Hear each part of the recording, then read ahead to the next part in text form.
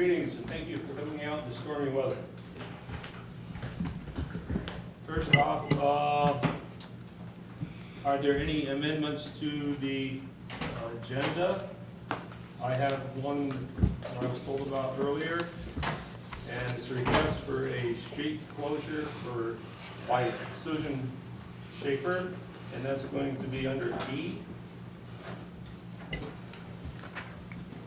Under new business. 5E. 5E.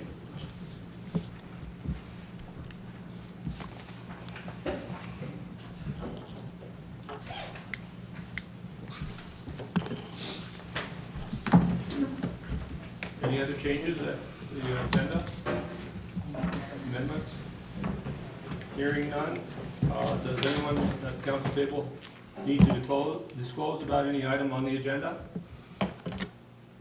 Hearing none. We haven't scheduled any visitors for tonight. I'll go to approval of minutes. I'd ask for a motion on the Vergennes City Council meeting for August 8, 2007. I'll make the motion to approve the minutes. Second. Lowell first and Rennie second. Omission, corrections, errors. Jeff? Page 2, at the very top, she stated, referring to Alderman Donnelly, I think we should begin that, rather than she stated, by saying sample verbiage from other municipalities was distributed regarding glass clippings, and Alderman Donnelly stated that she likes the one that says.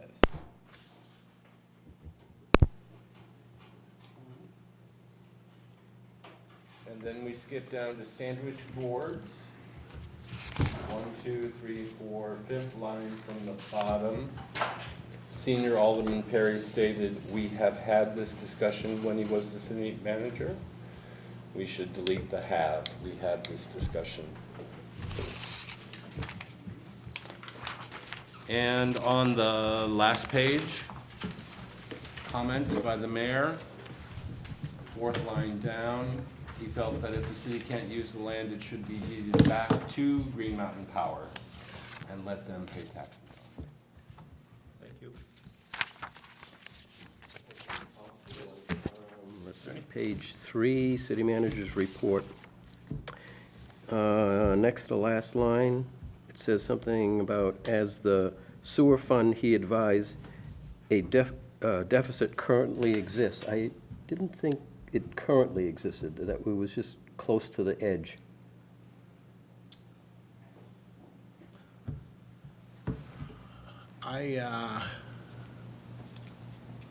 That's a good question. I think we had some money, but it wasn't going to last. Yeah, I think that the fund balance may very well be in the negative. It may be, but I don't know that without pulling. Okay.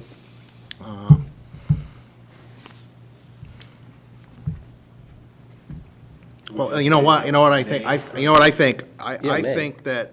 that Rennie, I'm doing this from memory of this fund balance projection, all right?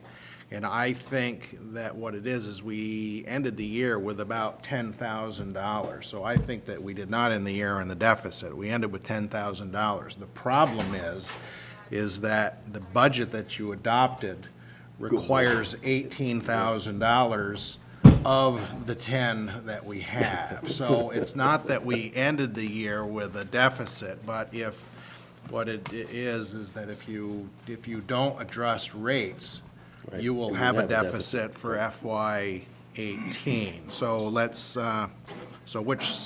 under city manager's report? Yes. I think instead of saying a deficit currently exists, it should, a deficit will occur, Or may exist. or it's, Is projected. yeah. Yeah, that'd be good. So a deficit Yeah. is projected. Okay, yep. Okay. Any other changes? Hearing none, we have a motion and a second. All those in favor? Aye. Aye. Opposed? So carried. Anybody have any questions on the warrants? So, you do have two sets again, all right, because there was a little bit, part of our Abishon charge account had some June purchases on there, that's why that's on there. And there was a lag in the flaggers bill associated with the paving project that occurred in June, and DNF didn't bill us until just recently, so those are June bills. And then I think there's another one, so it's Blue Tarp, yeah, it's Blue Tarp, DNF, and there's one other one. Oh, the dispatching, Shelburne Dispatching, Shelburne provides dispatching for the fire department, and they bill on a quarterly basis after the quarter, and this invoice here covers April, May, and June, so that's really a prior fiscal year. I don't want to say that's it, because you never know what might show up in the mail, but I'd like to think that we're done paying bills for FY17 expenses. I just had one question regarding the Spring Street project. Sure. $4,316. Yeah, and there's a lot more bills than that. Okay. But go ahead. What was the nature of that project? I wasn't aware. Well, we were due to resurface the road, and when we did some work down there, it was all clay. And the first time that we backed a truck in there with asphalt, it sunk. And so there was no base on that road, so that required us to stop, all right, and dig out the road and in essence rebuild that entire road. So Jim is, he's not wild about that, because I can assure you that that project probably cost triple what we planned on, and obviously that means that other road resurfacing jobs aren't going to be checked off from the list. So, Okay. yeah, so it's, it's unfortunate. It's a $30,000 job, and I mean, typically it's to pave that road is maybe 10 grand. Right. Okay, thank you. Any other questions? Hearing none, we'll go to number 4.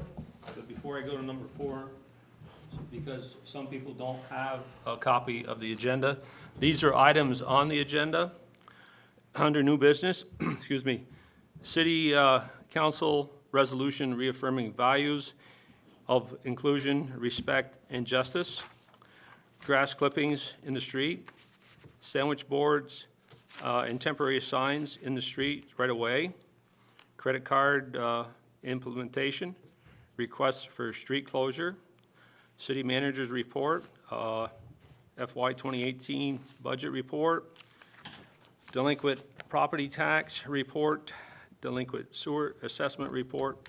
Mel has other topics, and then I have a few items that I'm just going to be doing some announcements. So, making the following statement, citizens' comments on issues that are not on the agenda. Does anybody have any comments at this point that they want to make? Hearing none, we'll move right along. Did the council have the opportunity to read the resolution? Okay. So therefore, the people that are in the audience that haven't heard it yet, I will read it. Resolution reaffirming the Vergennes City Council's values of inclusion, respect, and justice. Whereas the phrase, "we the people," encompasses every American from every background in every walk of life. And whereas the United States was founded by immigrants, many fleeing true persecutions, who enshrined the Bill of Rights as one of our nation's fundamental legal and ethical principles, and whereas the Vergennes City Council supports the rights of people in our nation to love whom they choose, to practice the religion of their choice, to support their families, to be free of discrimination in housing, employment, and public accommodations, and to be safe and secure in their homes and communities. And whereas the Vergennes City Council supports freedom of speech, the same freedom of speech that allows even the most offensive views to be expressed, while also protecting the rights to condemn those offensive views in the clearest and plainest language possible, all while done peacefully.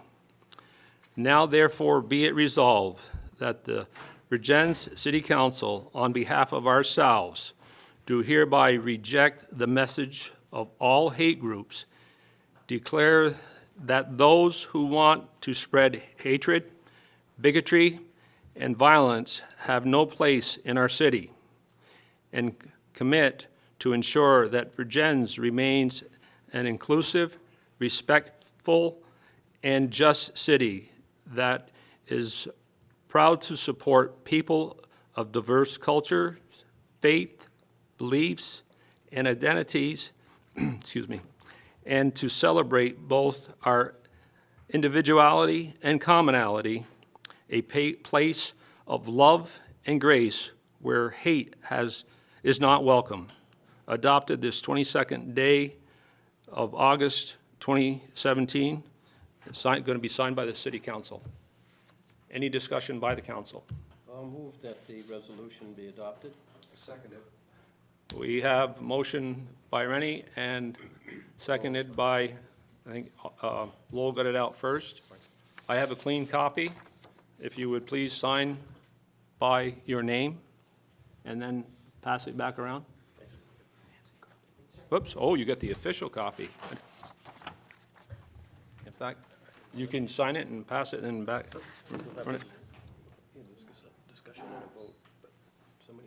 Okay, but then we can start that process. Okay. Any discussion? Any discussion from the, yes, ma'am. Please state your name. Jeannie Posner. Yes, ma'am. Green Street. I just wanted to thank the city council for your prompt response. I know you didn't get this information until late last week. Very briefly, it began when a few of us noticed as we were driving home or around that 2 days after those terrible events in Virginia, there were Confederate flags being displayed on some homes. And we all kind of had the same thought, what, in our city? But we respect the constitutional right of people to display that symbol. But we also felt that our city should make a statement that symbols like that we disavow what those symbols and others stand for. And that was the purpose of contacting the city council. So I just wanted to thank you for your quick response. You're welcome. Another reason I love Vermont. Anyone else want to make any comments? Stacy? I want to echo that I'm appreciative that a resolution's been drafted. I do want to note that I have questions about whether there's any opportunity for there to be conversation about what is in the resolution, in particular the phrase on behalf of ourselves, which I've looked at a lot of resolutions over the last few weeks, and that clause, there's a lot of ways in which this resolution doesn't go far enough for me. Gaps and people that I feel are not being, in a space where I feel like we need to be unequivocal. I think there's equivocation in this resolution. That phrase being the most important, because I feel that the city council, as representatives of our city, need to speak also on behalf of the citizens against hate unequivocally. And that phrase, on behalf of ourselves, undermines the entire resolution. So I have a question about that part of the phrase. I have plenty of samples. I included Seattle's in my letter to you, and also Springfield, Illinois is a great example where they speak unequivocally for all people. And I find a lot of reading between the lines here that equivocate for me about this being a very radically inclusive resolution. So my question to the council is there a chance for there to be comments on what goes into the resolution? I don't know the process by which it was drafted, and I would like it to be able to speak on behalf of the citizens of Vergennes. Thank you very much. Without taking a public vote, I don't know how we could speak for all the citizens. I mean, we have to represent, we're elected into office and have to represent every side. So that's why it had to read the way it did. It was reviewed by several, and we thought that we weren't violating either side's rights by wording it the way it was, Stacy. We realized that it was middle of the line, but understand. But to the extent of actually not saying anything, which is my concern. Thank you. Any other comments? Tim? I wrote it down. Let me start by saying how proud I am of my fellow Vergennes citizens, standing up to bigotry and hate during this time of national reflection of our history of segregation and racism. While writing this resolution, I urge the council to include language that holds all city employees to the same expectation, including the police department. As I'm sure many of you know, the Driving While Black and Brown in Vermont report, released on January 9th of this year, statistically paints the picture of our police department being extremely racially biased.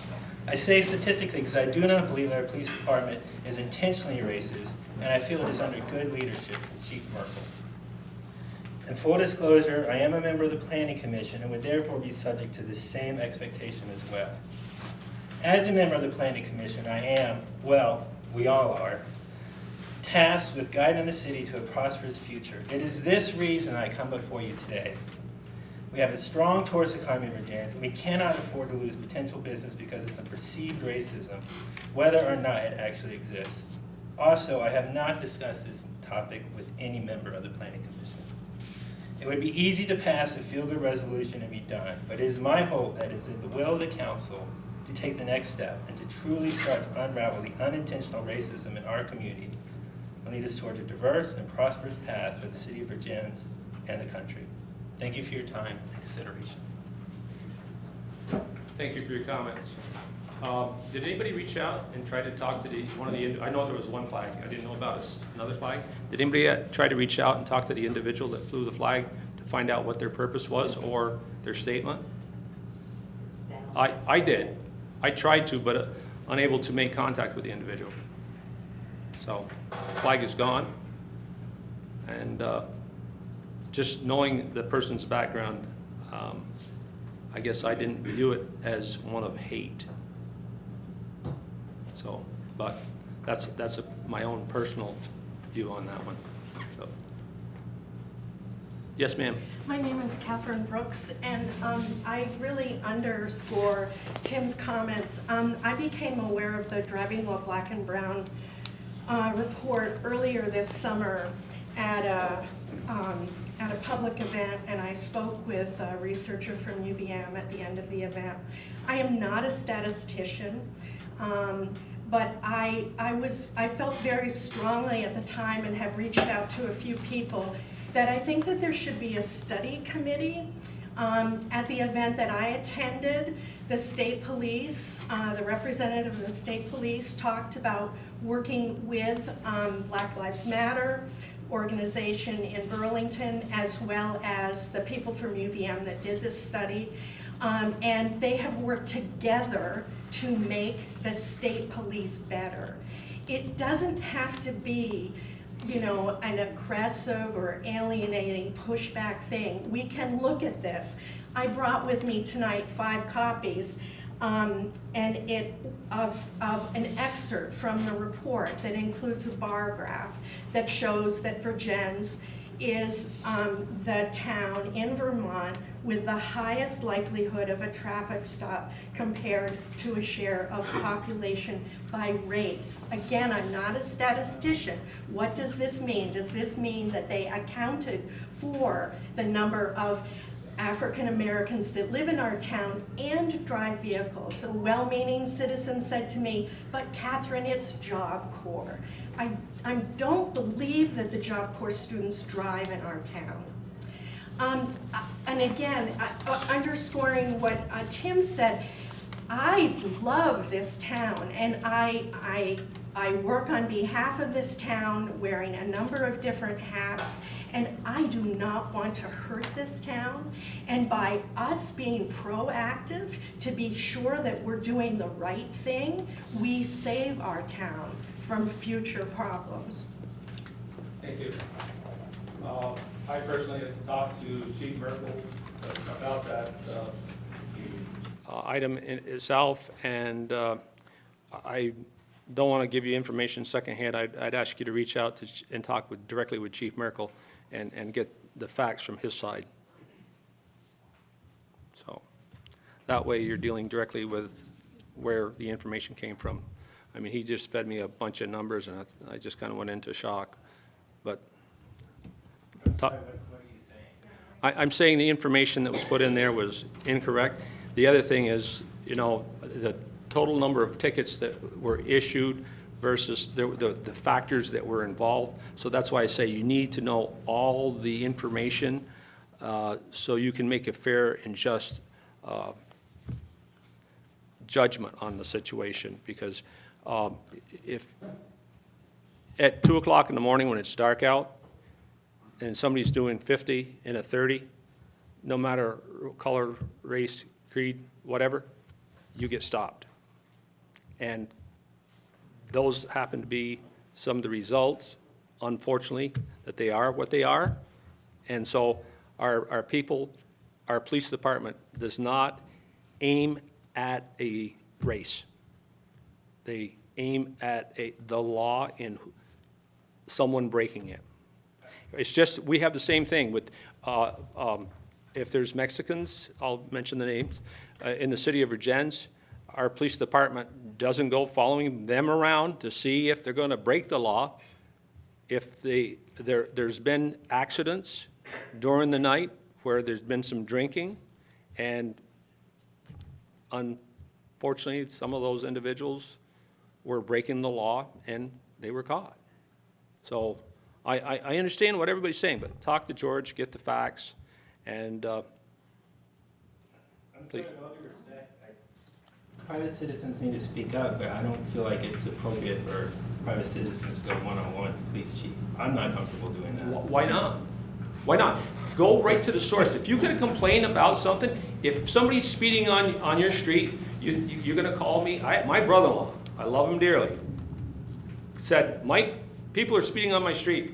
I says, okay, all right. I talked to a police officer, but I also said to him, have you reported it? No. If you have an issue, feel free. These people are very approachable. Just like everybody on the council should be approachable. Have they approached the people who did the study to find the correction? Yes, they have, to try to clarify the information that was put in there, and the individual would not respond to the chief's emails at that time, or the whatever means of communication he used at the time. He said at that time, they wouldn't respond to him. So I don't know, that was months ago, and so I don't know if there's been more conversations. And if you hear it from the source, it takes out the assumption in your mind about, you know, it's this way, it's that way, until you know the facts. And I'd ask you, please, please do that. Perhaps we could ask Chief Merkel to use Front Porch Forum.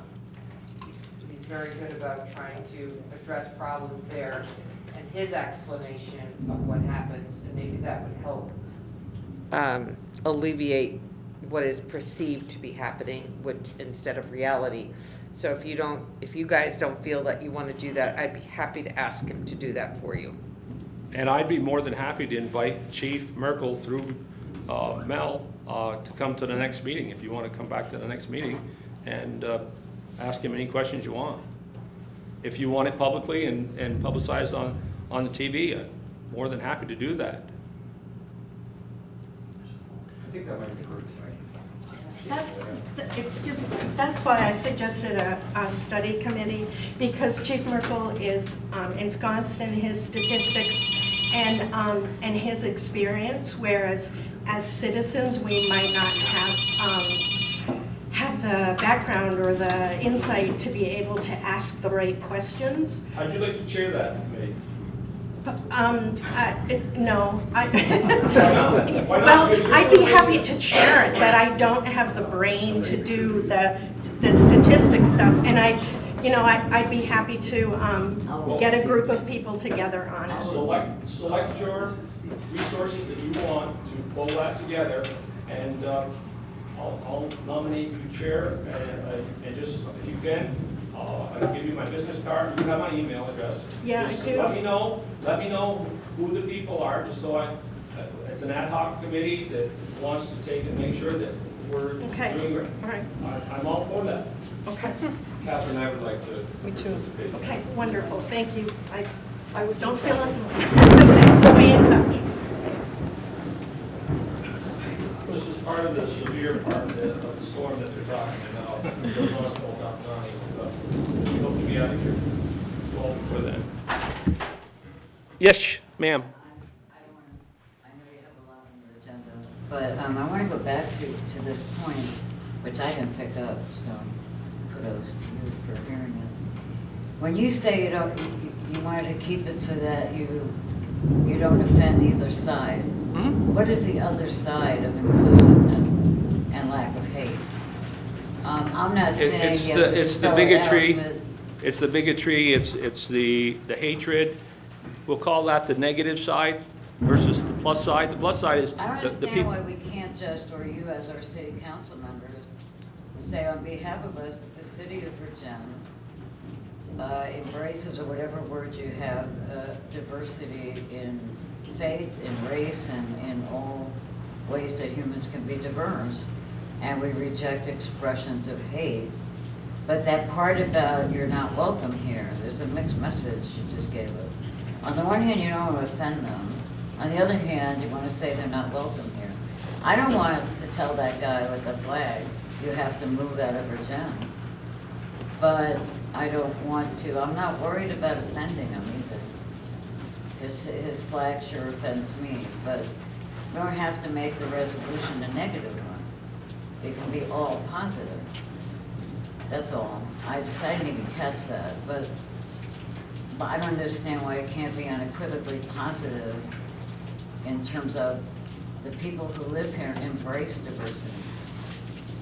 And we'll stand with anyone who feels threatened or offended. You're saying the people who live here live for diversity. Apparently not 100%, I don't but know. they're all part of I'm not voters sure. that have put us into position. So we have to represent all. Rennie, you started wanting to say something, I cut you off.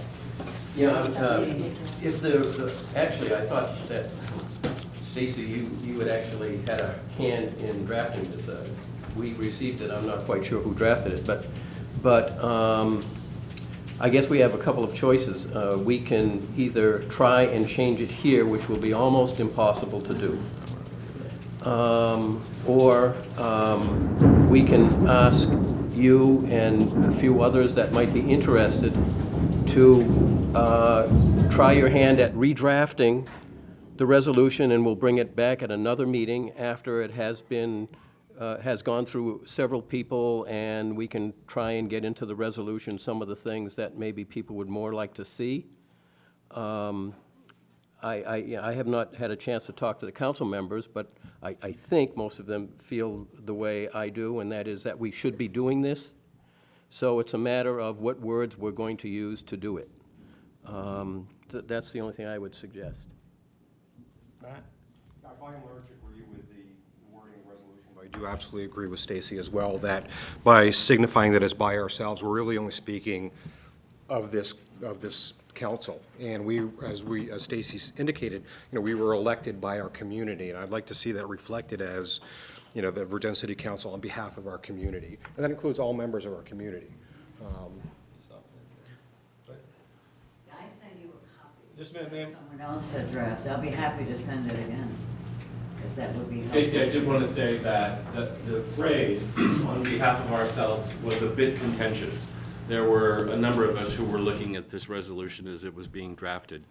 And personally, I would prefer it not be there.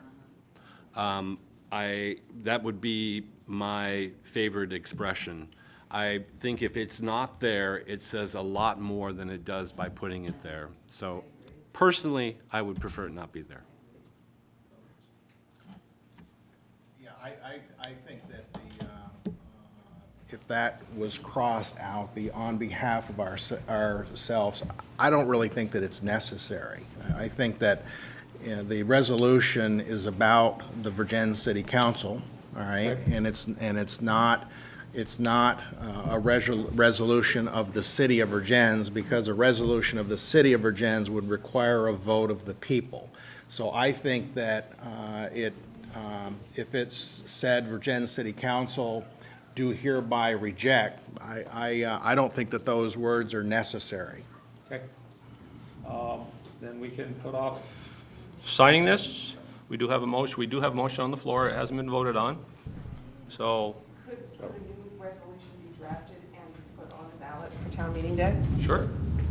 Yeah, And then that covers it. yeah. Do we have to wait for town meeting day, or can it be November?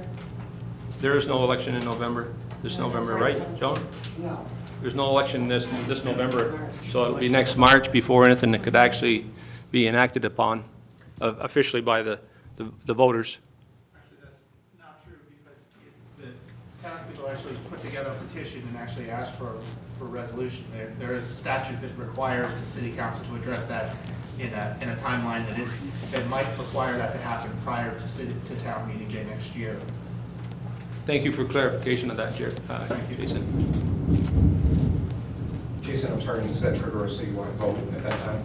So there is statute in the state of Vermont that requires the city council to address a duly, if a resolution is brought to the city council, Mel can help me with this if you'd like, and it is certified by the town clerk, and Joan can help me with this as well, if the number of requisite signatures are on the petition for a non-binding or binding resolution, those have different requisite number of signers, but if it meets the requirements of the law as deemed by the town clerk, that there is a 90-day, I believe, or I would have to look at the statute, but it does not say that it must be held until the next town vote, being town meeting day. There is actually a limit of time that is required if that is deemed to be a proper resolution, a number of signatures to start that process. Right, what you would be petitioning for is a special meeting Correct. where action would be taken on a proposed resolution. Once the petition is signed by 5% of our legal voters, which is about 90 people, it would get filed with the clerk, and then I would present it to the city council. They would have to warn a special meeting and have an informational meeting prior to the vote. And it would be a day of voting for that petitioned article only. Or it could wait until the March election. But if you wanted it now, that's the process you'd have to follow. It would have to go to the polls, and we'd have to open up polls for that. Yeah, we would have to hold an election if it's petitioned by the people. Well, we can certainly do a resolution by the city council, and for most people, I think that will have as much impact. If you want a situation where it is a citywide vote, so you're really getting the opinion of the entire city, then it's going to have to go to some election, either a March election or a special election. But that doesn't prevent the city council from doing something which would have immediate impact with people to see. And that's what we are attempting to do here. And so, if the only thing that's wrong with this resolution is the deletion of that particular line, I suppose we could do that tonight. But if there is more to it, then again, my suggestion is that maybe we just need to take a little time, have a few people participate in that, and then bring it back at the next meeting. Jeff? I would prefer to not wait.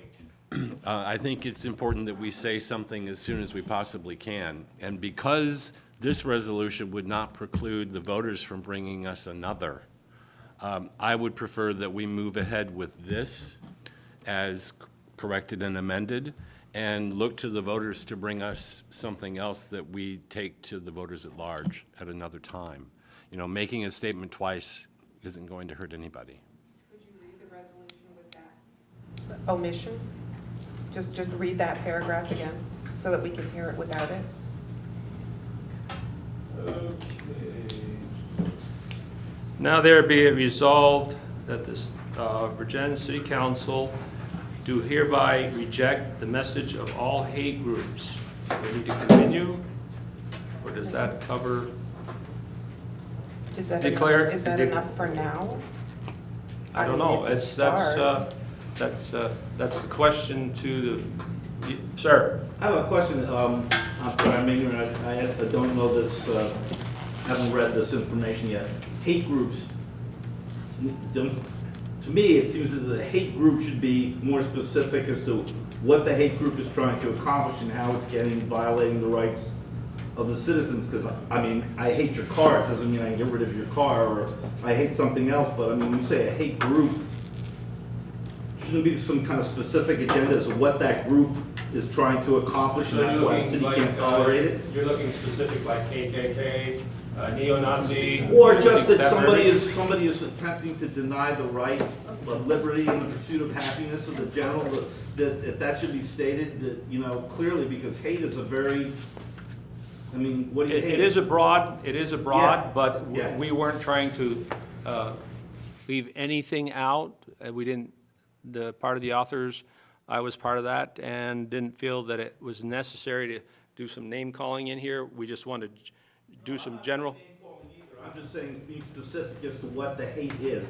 Does hate mean you're denying the right to life, the liberty, and the pursuit of happiness of the other citizens of the community? It doesn't mean it's the KKK and Nazi, whatever. It just means that what you advocate, the hate that you advocate, is going to deny the rights, the liberty, and the pursuit of happiness of people in this community, and that cannot be tolerated. The sentence really does, I think, as it goes on after hate groups, declare that those who want to spread hatred, bigotry, and violence have no place in our city. Okay. And commit. All right, sorry. So that's mentioned in it as part of. Yep, and just to go on to commit to ensuring that Vergennes remains an inclusive, respectful, and just city that is proud to support people of all diverse cultures. And it goes on. No worries. Yeah, absolutely. Thank you for clarifying. Yep. Appreciate it. So, yes, Diane? So, thank you for the opportunity to speak. I'm here as a citizen of our community and also someone who has been on the receiving end of citizens' concern around anxiety around what happens when a community or a state feels that the foundations underneath their feet are a bit shaking, and they look to officials like yourself and myself in my other role to help to stand up for them. And I appreciate this opportunity and wanted to come and support this resolution, and also to state that we at the state level, although you do not need to influence where you go, but I wanted to let you know, and I brought copies of it, that shortly after the election, there was a great deal of uncomfortableness, and there were incidences of hate that were being demonstrated across Vermont, and that people were looking for a statement. We, like you, we could not wait till January because it was too long. So what could we do? Very much the same conversation. So we had put together, through work with the Speaker's office and in the Senate, a statement that was signed on by many of the members in a same type of way as an action step before we could get there in January. So I offer, I won't read the whole thing, but I've got a copy for everyone of what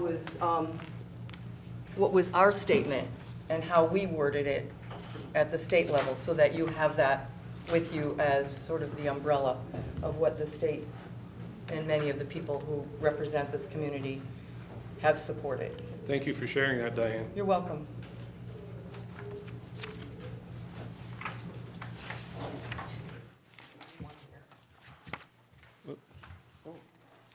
There's more than one version? No. There's just an extra one. This one feels that. Oops, I see that too. Stuck together. There's more. There's extra. Okay, stuck together. Okay. We have a motion and a second to pass it as is.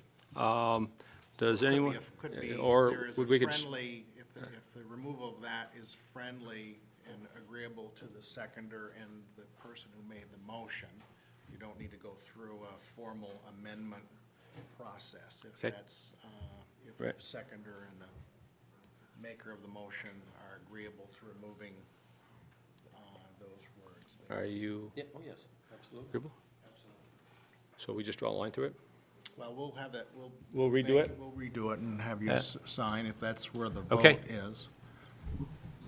We're gonna have you redo it minus that section, and we're gonna ask this, if everybody agrees, votes in favor of it, they'll have to stop by City Hall and sign it. Okay. Any other comments before we act on this? Rennie, did you have something? Jason's got his hand up. Whoops, I'm sorry, I didn't see it. Maybe this isn't the appropriate time, but I'd love to circle back on the driving brown and black study. I would like to talk about that one more comment after, if it's appropriate, this vote, or if it's now. We can do it either. I would like to challenge the board to not only find ways to refute the statistics behind the data, but to also address proactively how it is the community will go forth and ensure the community, as well as the broader community of Vermont, that Vergennes is not a place where this will happen. What steps we're taking, what we've, as a city council have done to look into it, what we will do to ensure that it will not happen, and how we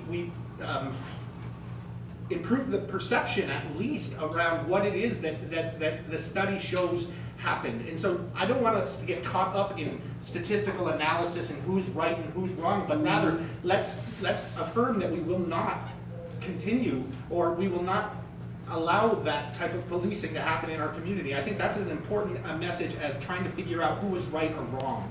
And I would really encourage the council to find a way to go about studying that, to show the community at large that we are a community that will not tolerate that, whether or not it has happened in the past. Jason,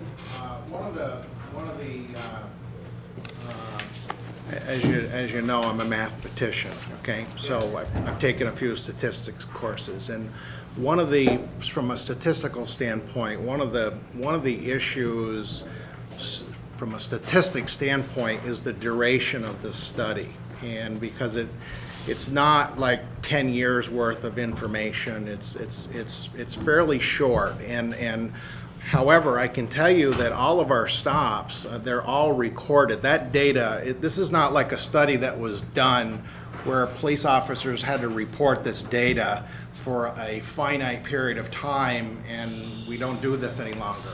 We have been doing this kind of, have been providing this kind of input, and so what I would be curious to see is get a newer set of information, and let's just see what these statistics are doing, during this study and after and beyond this study, and just to see if we do see a trend. Because if it's just if the period of time really isn't of a sufficient sample size, I don't want to say that the statistics aren't any good. I'm just saying that it's very possible that the duration really isn't sufficient information to draw conclusions, all right? That's not to say that there is not information there that draws concern, all right? But I think that it's worthy of continued review, and I think we should do that. Tim? I would say the onus of that would be on the police department, because they're reviewing the published facts or the published statistics. To say to citizens, you need to go do all this research and then bring it before us to prove that what our police chief is saying is right, I think that's backwards.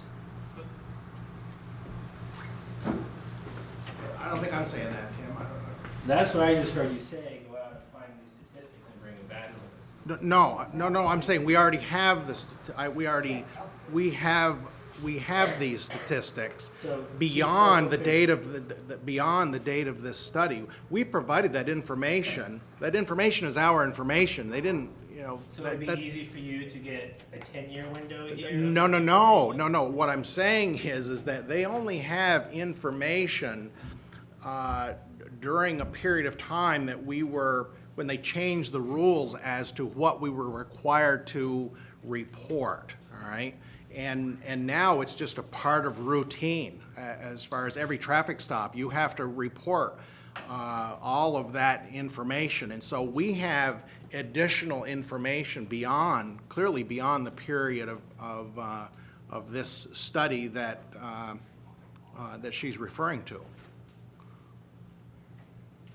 So I understand what you're saying though, as a point of creating more context. I get that. Absolutely. I understand that, but I think there's a bigger issue at hand, which is the perception. I've already heard from people outside of this community. The perception of this community is one that I think minimally our city council should be concerned about. And that should go beyond what has been done so far, at least by report, which is the chiefs challenging the statistics of the study. I think that the city council owes it to our community to have a broader discussion about what that report was and about how the context might influence some of the understanding of what has happened and transpired, but more importantly, what our commitment is to be sure that this isn't going to be a part of what our community represents going into the future. So that's it. I very much appreciate your listening. No, we thank you for your comments.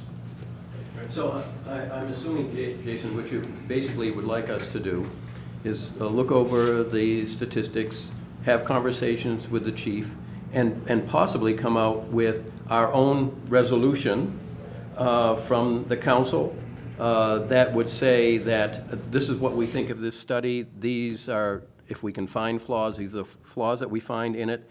And whether there are flaws that we can find or not, this is not something that we are going to allow to happen in our community. Is that, am I going in the right direction? I think that sounds close. I think that you have an opportunity to take a look at what has happened, to take a look at what our action steps are to make sure it doesn't happen, even if it never has, and why it is that we're committed to doing that. And I think as a community, like that would be a message that would be sent out to balance the perception that people have of that was pervasive when this study came out, and it's still brought up. I'm telling you, by people who, when I mention that I live here, there are people who mention, "Oh, that's the city," and I, as a person who has great pride in where I live, that's not a good thing for us to have associated. I think there is an opportunity to provide more context, but also to ensure that the public knows we're not a community that stands for that. Thank you. Catherine? Well, and things like training for implicit bias on the part of all of our town employees, not just the police force. A year ago, the Center for Fairness and Diversity out of Brattleboro, the executive director was here speaking with Chief Merkel about promoting racial bias training for local police, and I don't know if that was followed up on. This gentleman was quite hoping that he could work with Chief Merkel on that. Stacy? No. I'm sorry, I didn't see your hand. Sorry, Robert Gaza's talking. I just wanted to make a comment before you take a decision on the resolution as a citizen of this community. I'm just thinking of the people who are still, thinking of coming to Vergennes and settling, maybe starting a business or settling with a family like we did my husband and I 7 years ago. And they might, think about different communities, and they might drive on Route 7, and then they take that exit and it says, "Welcome to Vergennes," and then 2 seconds later after driving, they're welcomed with the Confederate flag. And they will do some research and they'll find a resolution on behalf of the community, and that is great. But I think that if I were someone who wants to start a business or a family, I would want to see the commitment of the local government. I think that's equally important than the commitment of my neighbors. I want to make sure that if I settle here, there's not going to be bias, and even more, there is going to be an official commitment to make sure that people are equal here. So I just wanted to add this comment because I see that you're going to take a decision on this resolution, removing that commitment. So that way it's. Thank you. Thank you. Joe, do you have? I do not have her name. Joan, Mabruka. Look at her. Mabruka, M-A-B-R-O-U-K-A.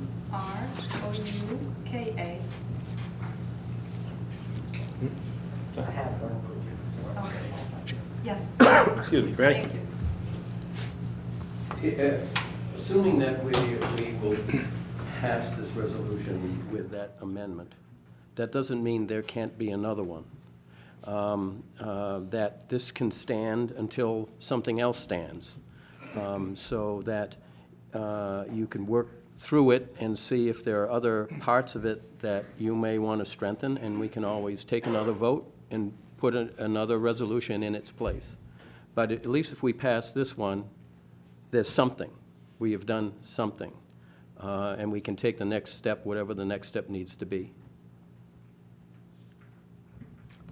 Any comments? Stacy?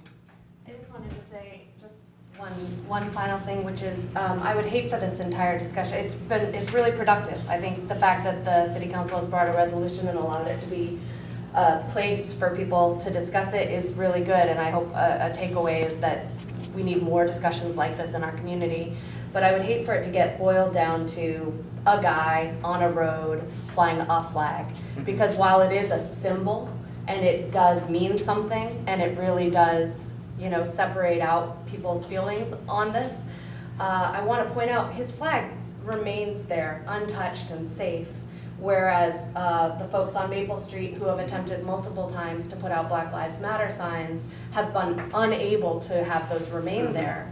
So I want to contrast those two data points and really talk about the fact that there's this sense that if I were to put out a rainbow flag or a resist flag or a Black Lives Matter flag, I actually have reason to believe that I would have my property vandalized, stolen, maybe damage done to my property, that there's this foreboding, and that's real. It's not Nazis up on Main Street protesting, but there's a real sense that, you know, I included as an appendix to my letter to the city council, a Middlebury College professor who is a person of color, saying how a Confederate flag made him feel in his neighborhood and how he felt that his children were not safe, that he didn't know, you know, he's had multiple reasons to believe that people who carry that flag will also want harm for him or his children, and he wrote a really good post, which all of you, I hope, have read.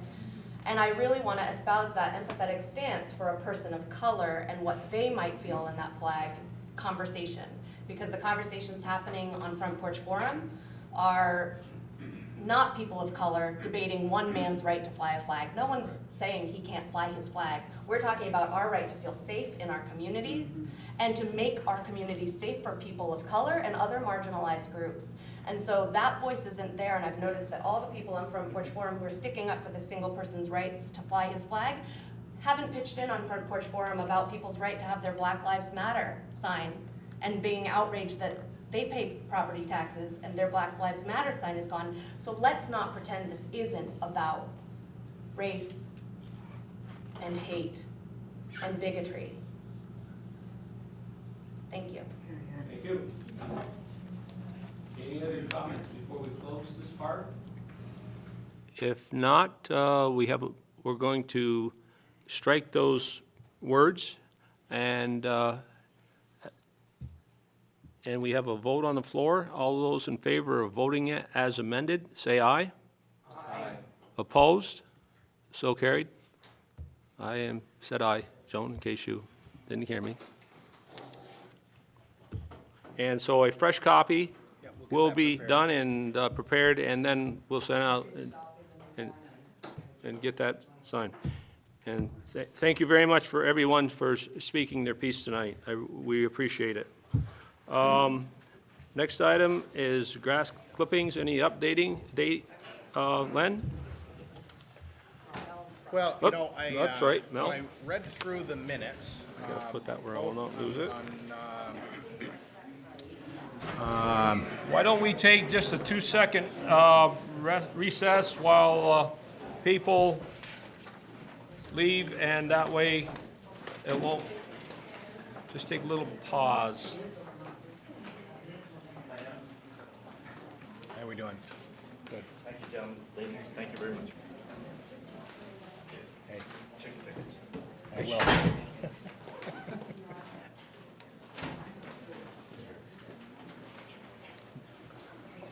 I think Jason said he wants chicken. It's the only reason why he's here tonight, really. Thank you. You're welcome. Have a good evening. Okay. So as I mentioned, Mike, when we're putting the agenda together after looking at the minutes, I felt as if items B and C were clearly kind of unfinished business, but I wasn't really clear as to what we were doing with either one. But let's just start out with grass clippings. I think at the last meeting, Matt said, well, let's see what our ordinance says, all right, and then we can go from there. So what I handed out for you tonight is the only item in our current ordinances that I felt might relate to grass clippings, all right? And it simply says, no person shall place ashes, leaves, snow, or any other material within the limits of any highway in the city of Vergennes without first obtaining permission to do so from the city manager.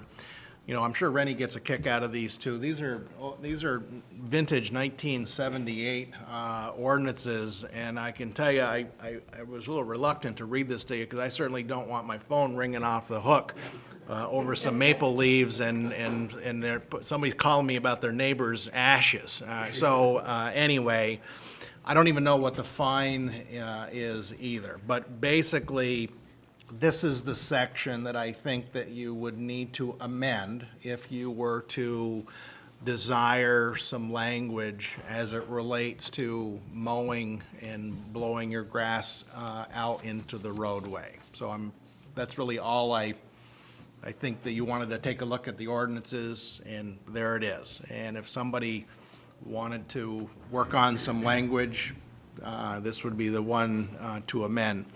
The item C, under sandwich board, Shannon and I, we do communicate with one another, but I don't know if he and I have really gone into great depths about this, but I really feel that any sign within the street right-of-way is a city council matter and not a planning commission DRB matter. It's just easier that zoning regulates property.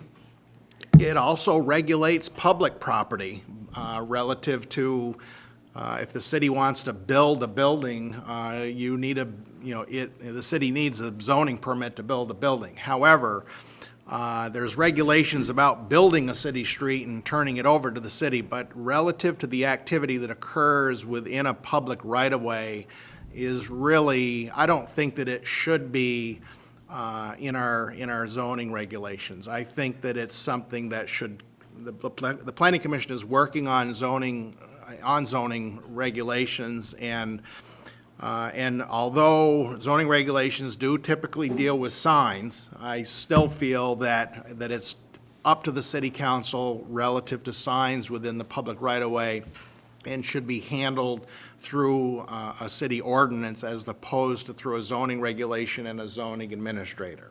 So I'm going to be suggesting to Shannon that he request that the Planning Commission consider, since they changed the ordinance on a meeting that I missed, now I'm going to say you can't trust this group. So let's take the whole thing right away from them and put it at the city council. And just to chime in for a quick second, basically we're in the process of updating the regulations, proposing regulation changes to be inconsistent with the recently adopted municipal development plan. And so this kind of came into our parking lot of things, and we were looking at it and discussing it, and we've gone around and around and around on it for several months. And I personally agree with Mel, because we're talking about something in the city, the street right of way, we, as the planning commission, ought not to be there. That is, in my opinion, out of our jurisdiction. Would you agree with that? That represents the comments that have been made by commission members at commission meetings. So, you know, we would love to take this piece and say, this is a city council item, not a planning commission item. Okay, and so also, Lynn, I've been wanting to send you an email for the past couple of weeks. I wanted to get my hands on real estate rules, because you mentioned about open house and this type of thing, and. You asked me, and I have to tell you, I haven't had time. Okay. Chance to do it. Well, I couldn't You did remember ask me. asking you, so, You did. so anyway. Yeah, you did. So I would like the city council to be aware of those rules, and I would like the city council to, I would like some clarity. I really would.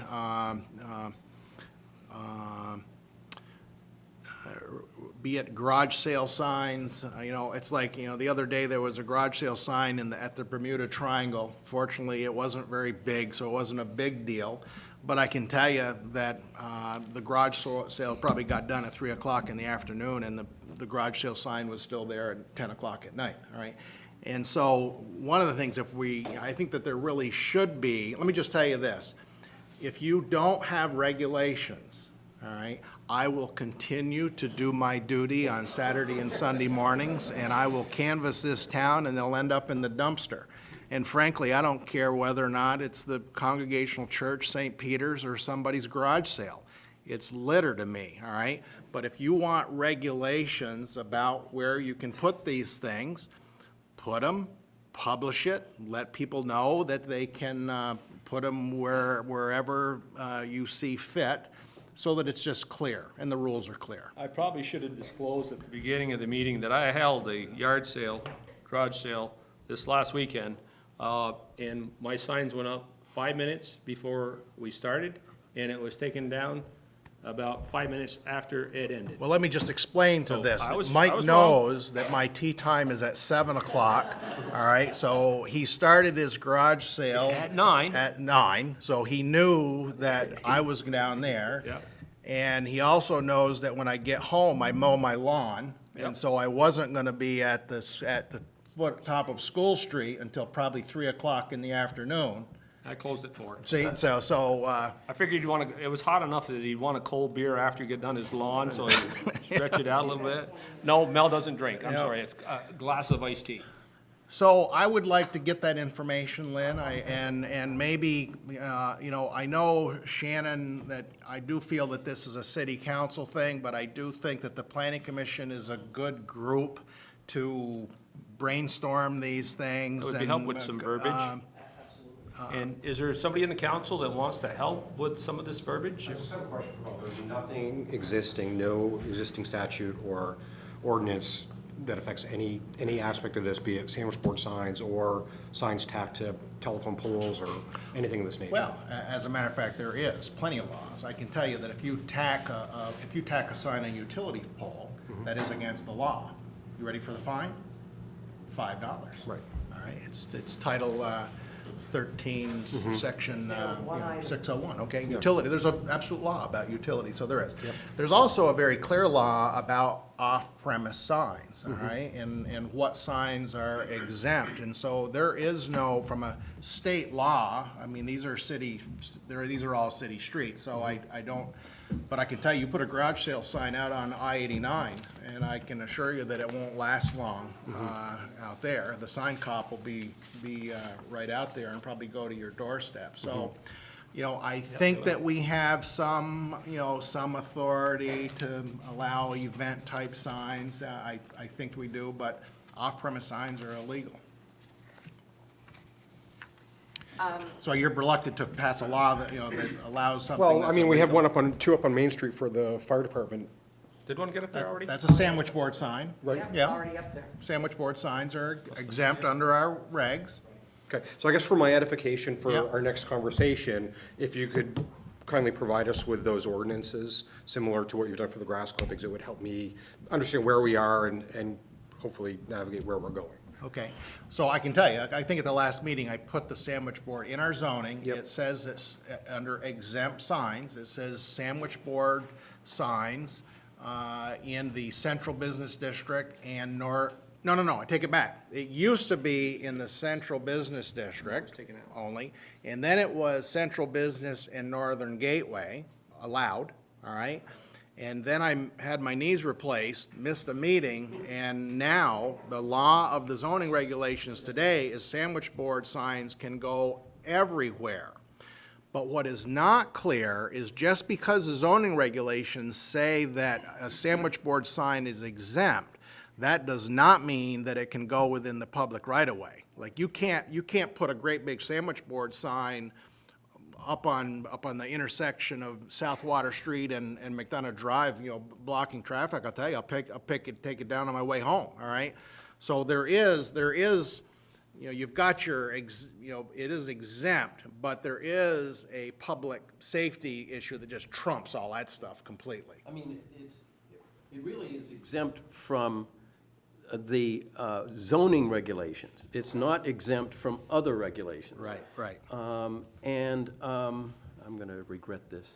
That Just say you're sorry. I wouldn't mind working on this, because I have worked on this before, many years ago, and we decided to scrap it because it got so complex to try and write a regulation that would be fair to businesses that could legitimately use sandwich boards, and then dealing with yard sale signs and so on. I mean, in other communities, you have to register in order to have a yard sale. We don't do that, so, because that's complicated. But that's one way of conveying to somebody, if they have to register, you hand them a sheet and it says, these are the regulations you have to follow in order to have a yard sale. So we don't have that. So it becomes really complicated to get the word out, so that if you do have a regulation, people will know that you have the regulation. It's really difficult to do that. But I'm willing to take a hand at it. I think you would be a good candidate because of your other hat that you wear. You could represent both sides of the street with that one, Rennie. It would be, there is a sandwich sign that was on Main Street and was in a crosswalk.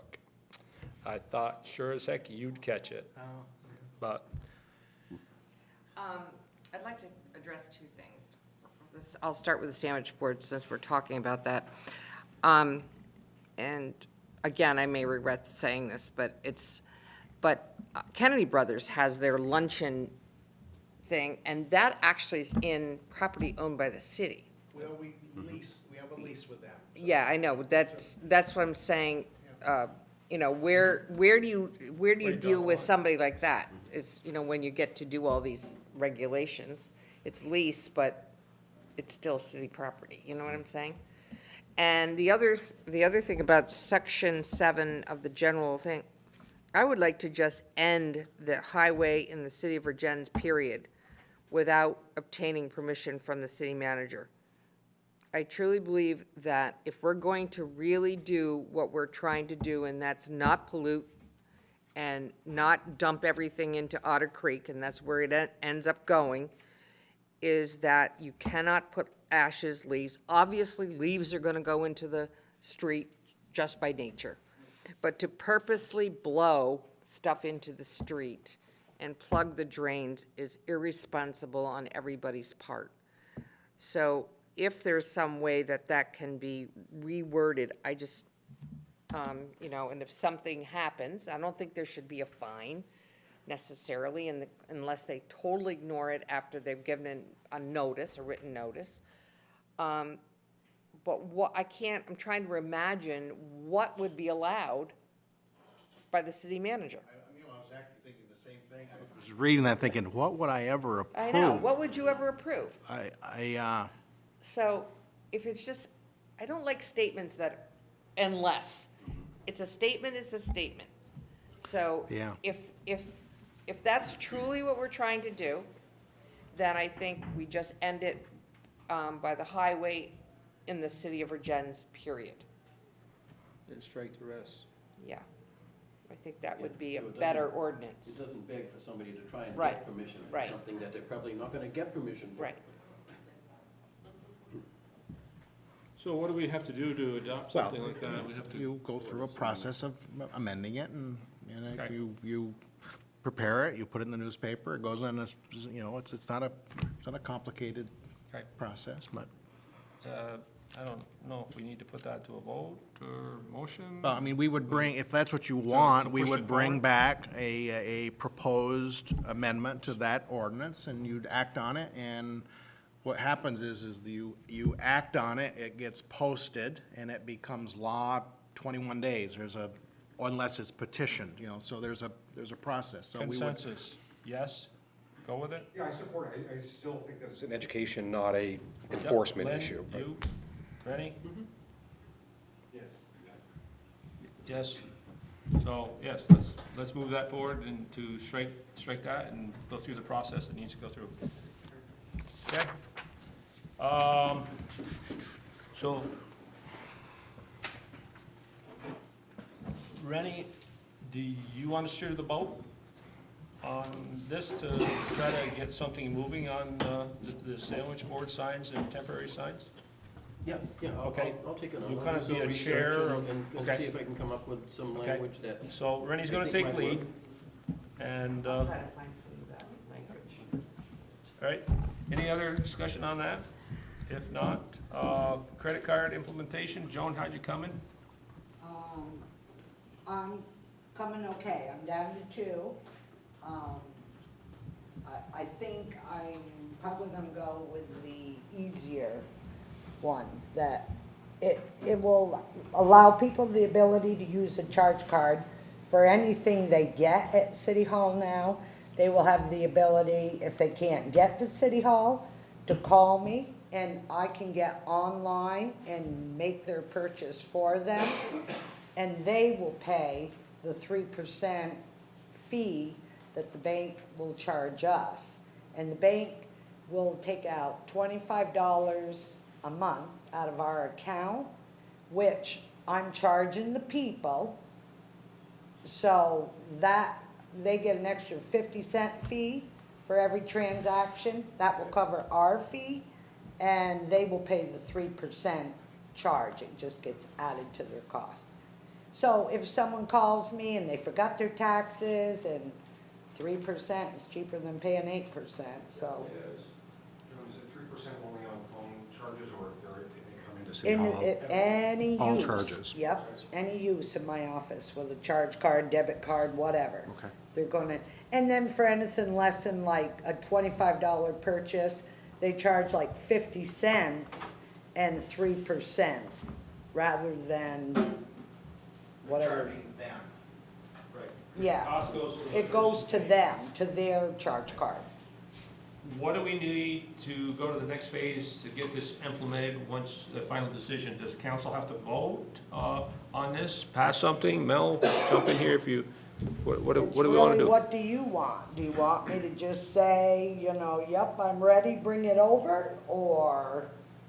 Well, there must be an agreement with the bank Yep, to there do will it. be a So the question is contract agreement. who has the authority to I can sign have the them agreement? send me a draft and, Please do so. get it dispersed to all you guys. Please do that so. Everyone knows Yep. what we're getting into. What I'd be curious about is, this is about money that's, in essence, is landing in our account, Right. okay?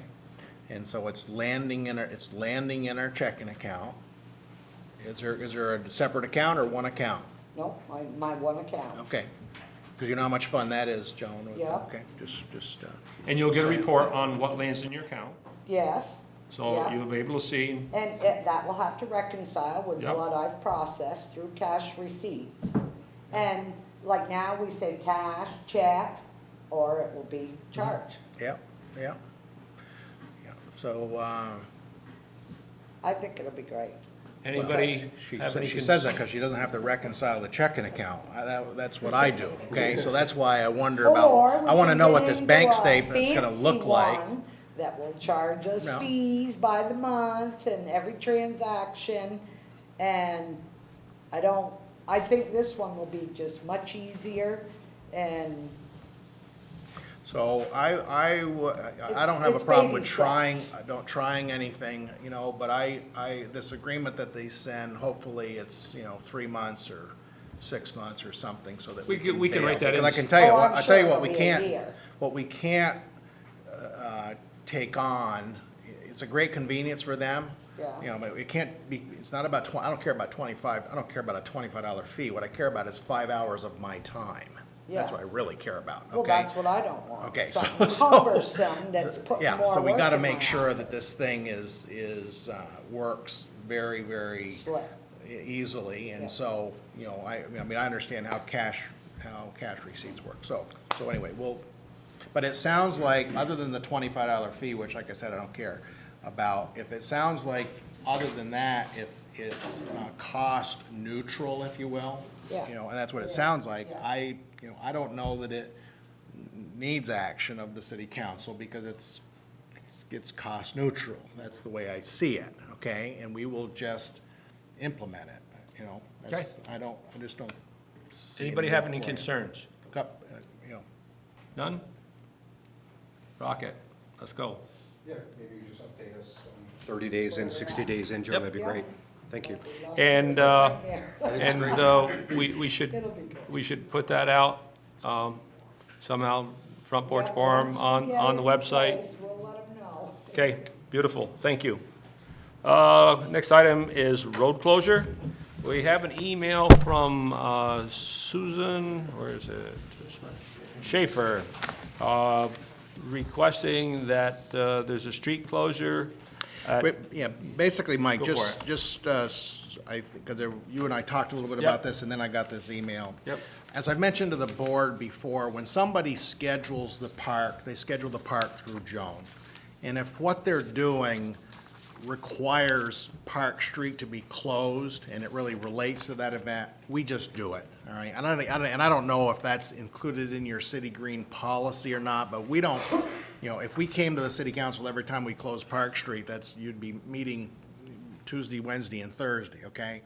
However, having said that, I don't feel that Joan and I have the right to do anything more than that.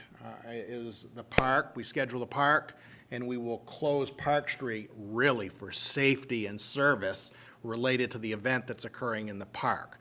What is before you here is an event that includes a request to not have any parking on North Green Street on the side of the park during this event. We would bring that to the city council for approval to allow this event to have exclusive use of those parking spaces. So when you see this map that I distributed to you, and even though it says food trucks, they really, according to Amy, they aren't trucks. You're here on this. There. Did you say put your phone on silent, Mike? Is that what you said? Actually, I like that tune. As long as we aren't gonna get up and dance. How's that for silent? So there are no food trucks, but there are spots along here that you see, this 1 through 7, which would be not in the park, but actually would be in all of those parking spaces. So that's what the request is for the city council to act on a request to reserve those parking spaces for this event, and obviously they would not be allowed to be used by the public during the period of this event. Whereas my thoughts are, I am all for this. My only concern with some of the things that are happening throughout the country, are we putting people at risk if there aren't proper barriers to relieve some crazy person from going down through there with a vehicle? Are they Maybe I shouldn't use the word crazy person.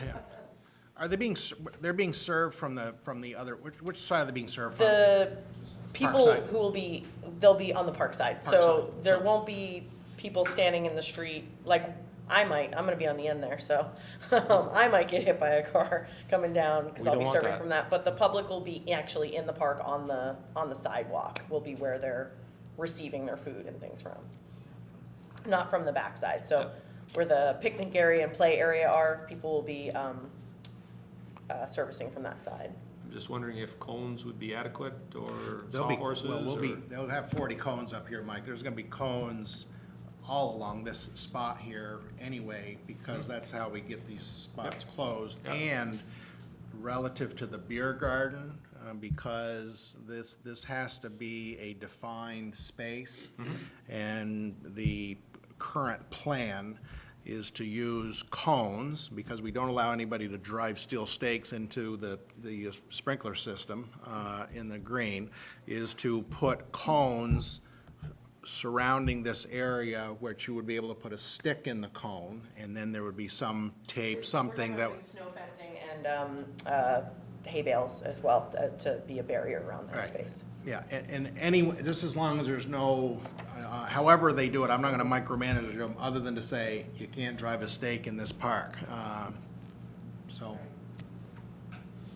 Okay, just for hoots and goots, who is a member or on the boards of any of the Bixby Library, Boys and Girls Club, Vergennes Opera House, or Vergennes Partnership? We know Rennie. And I'm on the board of the Boys and Girls Club. Okay. And I just wanted to address it, that this event is really the first of its kind for a couple of reasons. One is that it's the first time that the proceeds are going to go to all the major nonprofits together, as opposed to doing separate events. The other part is that this was the brainchild and the motivation from our own restaurants to do this kind of event. I think that everybody recognizes that Vergennes has kind of a food niche, and we're wanting to capitalize on the food niche and bring more people in to sample what our restaurants have to offer and hopefully come back. So it is really a unique event, and it also is the first time that we have alcohol on the city green. Now, it's not the first time on city property, because as you recall, the Vergennes Partnership had its annual meeting at Falls Park in which alcohol was served, and we didn't have any problems. So I think this will be successful also. But I am obviously the president of the Vergennes Partnership, so. No, just, and I don't see it as any problems, it's just up, and nobody can say it, that it wasn't mentioned, so. And I think I participate in all those mentioned food. I've done them all. I'm the rep from the board to the Opera House. I mean, I don't attend the meetings, I just get all the minutes. Yep, no. I don't know what you're really looking for, but. No, I'm just, disclosure, transparency, and I don't see it as any problems for anything. I'd ask for a motion to go ahead and pass this request. I'll make said motion. I have a motion, and Jeff seconded it. Lowell first, Jeff second. Any further discussion? Hearing none. All those in favor? Aye. Aye. And opposed? So carried. Thank you. You're welcome. Thank you. Look forward to participating. Make sure you have all diet food. Okay, we're gonna go right to 2018 budget report. Mel? I really do not have anything to report on the budget. I mean, it's really too early to draw any conclusions, so I'm gonna go right to the delinquent situation, and I will tell you that we have been collecting some money, and that word "some" is with a very small s.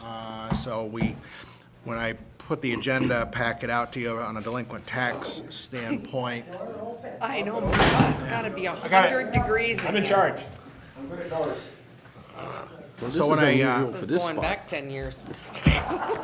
When I gave you the report in the agenda packet, the delinquent taxes were $51,591, and there were 28 accounts. And since that time, 3 accounts have been brought current, and the balance of delinquent taxes is $48,620 and some change. So again, the number's moving in the right direction. So, you know, as I mentioned before, at times it is, you know, we'd like to have 0, but it is impressive. We send out 949 bills, and to think that we only have 25 accounts in arrears is actually pretty impressive. But that doesn't mean that we don't keep working. So I will tell you that all 25 of these folks received a letter earlier this month. They have until August 31st to contact me, become current, or contact me.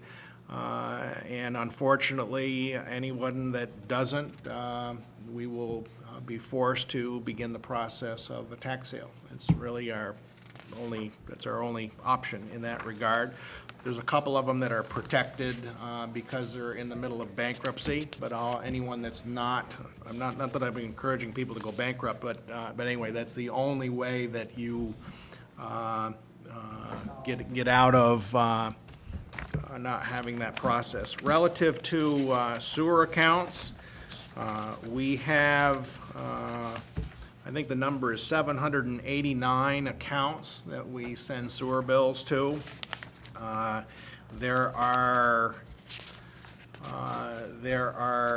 37 accounts that have sewer bills that are more than 120 days in arrears. So those are the bad ones, you know, 2.5 years. Some of them, many of them go. There are 53 that still owe the May installment, all right? So we have 37 that owe before May and going back considerably.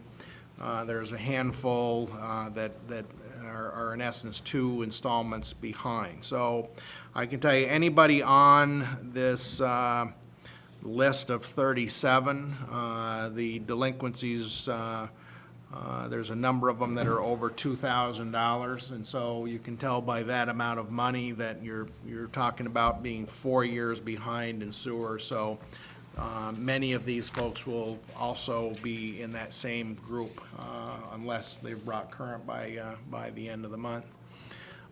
The only other thing I wanted to report, and Mike, I can't remember if Bill Clark has talked to you, but No. Bill Clark is the president of Swim Team, and hopefully our agenda lends it. He'd like to come and talk to the city council at the next meeting on September 12th to talk about the team. And by then, Joan and I will have completed our work as it relates to the pool. I shared some numbers. Rennie, you chair the advisory group, and then just to share a little bit of information.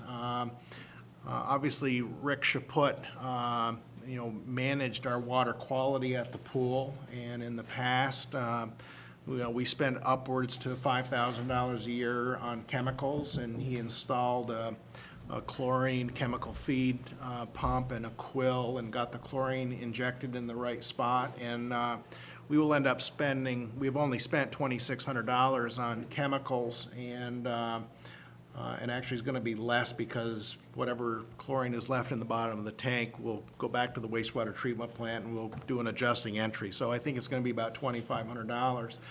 The other thing, Jen Kingsley, she's worked at the pool forever. Really, I know she'll really appreciate me saying that. But this year she was the director because Brad Castillo did not return. So this was the first year that Jen was at the helm and actually having to manage schedules and manage all of I think I got 20 employees at the pool. She has more employees than I do, actually. And anyway, I have a spreadsheet, surprise, surprise, that keeps track of all of the hours that are lifeguards and lesson people. And surprisingly, the number of hours of labor for the pool this year was 2,260 hours. And to give you a reference point, it was just over 3,000 hours in 2016, compared to 2,600 and 2,700 in 2014 and 15. And so one of the things that Jen did is to really make the whole lesson program much more efficient relative to the ratio of instructors to students, and the numbers jump right off the page, all right? Now, I will tell you that, one of the reasons, don't think, oh my God, something's wrong here, how can you be that many hours off? Keep in mind, I had a whole sewer department running water quality, and in the past, we had Roland and Brad Castillo, so if you're wondering, so there's really two reasons why there's a big difference in the number of hours. One is management of personnel, and number two, the pool doesn't pay my sewer plant operators to do all of that work. So you will, when Joan and I, there's work that Joan and I have to do relative to the groups, the ISSP group, the Mary Johnson group, and Tara Brooks ran a Thundercats group this year. So Joan and I have 74 days of daily sheets. We split this work up because we need to calculate who's got passes and who doesn't have passes, and we bill them. And so clearly by your next meeting, all of the bills will be paid, all of the revenue. If it's not here, we will know what it is by the next meeting, and you will be, I'm going to stick my neck out and say that you will be pleasantly surprised at the numbers. Another big reason why the numbers look so good is there was 122 kids on the swim team. And I can tell you, when you have that many members of that team, all required to buy passes, it makes the numbers change drastically. Because I can remember one year there was only 70 or 71. So, and so I'll stop there and let Bill talk to you about his view of how things went this year and what he has in store for next year. So. Okay, thanks, Mel. I emailed everybody last week about the overflow. Didn't get the numbers until just a day or so ago. The final number was 111K. It's just that torrential downpour that we got nailed, it backed off, and then we got nailed again. Nothing our guys could do. They did everything possible to stay ahead of it. Just, system couldn't handle it. City Voice is out in the mail.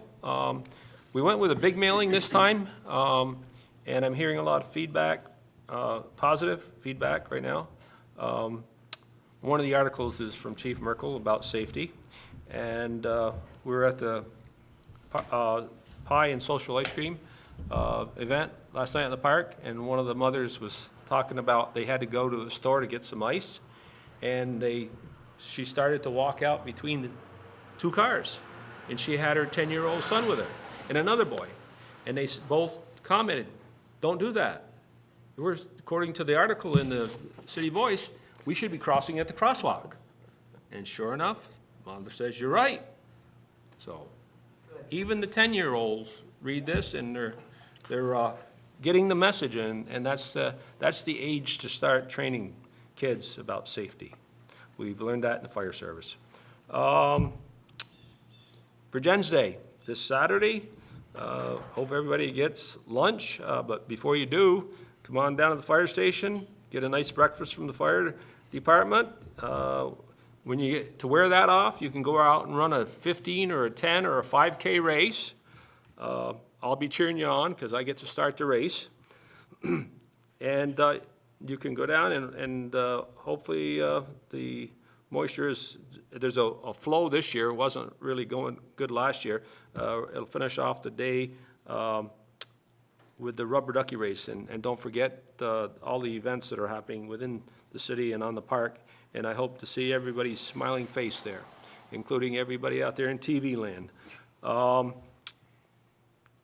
Hearing positive comments. Some of them are secondhand from boaters, that are coming from the boaters, saying that they really love Vergennes. It's well worth the trip up to the falls. Mel and I have talked about a little bit. We've got a little over $4,000 She went today or yesterday? Today, Joan. Today. We have a little over 4,000, it might be higher. Yeah, it is. Good.